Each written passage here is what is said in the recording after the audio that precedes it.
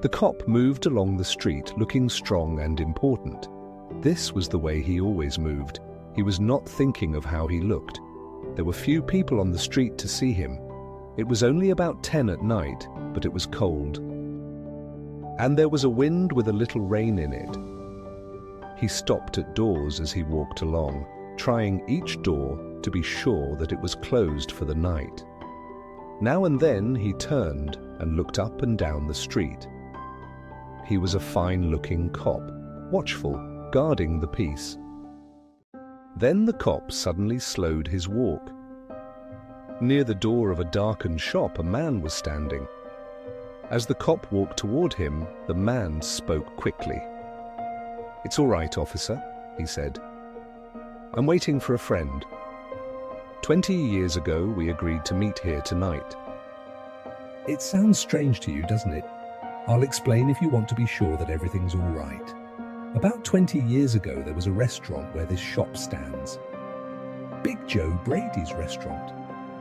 It was here until 5 years ago," said the cop.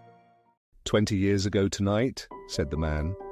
"I had dinner here with Jimmy Wells. He was my best friend and the best fellow in the world. He and I grew up together here in New York like two brothers. I was 18 and Jimmy was 20. The next morning I was to start for the West. I was going to find a job and make a great success. You couldn't have pulled Jimmy out of New York. He thought it was the only place on earth. We agreed that night that we would meet here again in 20 years. We thought that in 20 years we would know what kind of men we were and what future waited for us." "It sounds interesting," said the cop. "A long time between meetings, it seems to me. Have you heard from your friend since you went west?" "Yes, for a time we did write to each other," said the man. "But after a year or two, we stopped. The West is big. I moved around everywhere, and I moved quickly, but I know that Jimmy will meet me here if he can. He was as true as any man in the world. He'll never forget. I came 1,000 miles to stand here tonight, but I'll be glad about that if my old friend comes too."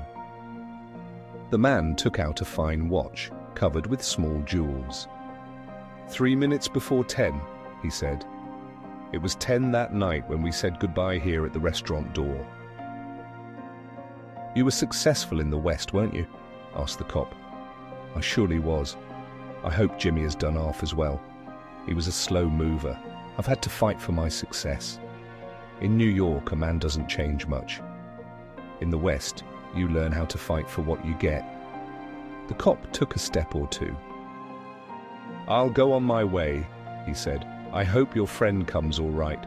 If he isn't here at 10, are you going to leave?"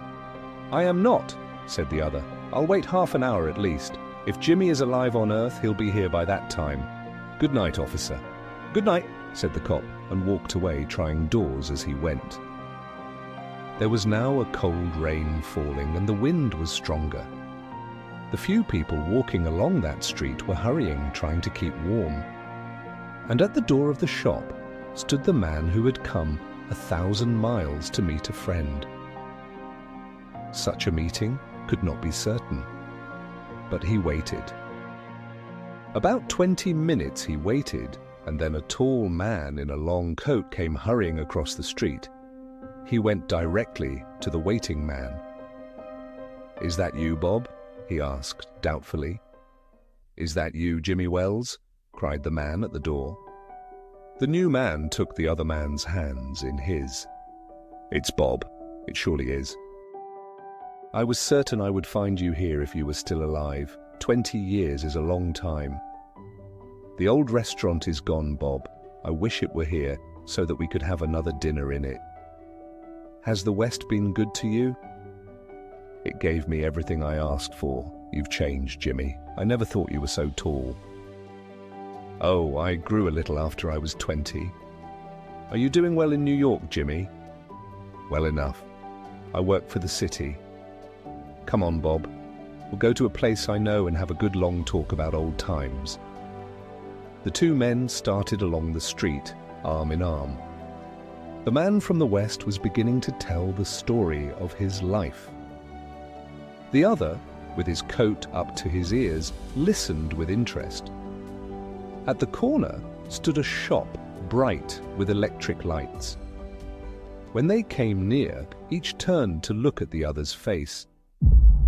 The man from the West stopped suddenly and pulled his arm away. "You're not Jimmy Wells," he said. 20 years is a long time, but not long enough to change the shape of a man's nose. "It sometimes changes a good man into a bad one," said the tall man. "You've been under arrest for 10 minutes, Bob. Chicago cops thought you might be coming to New York. They told us to watch for you. Are you coming with me quietly?" That's wise.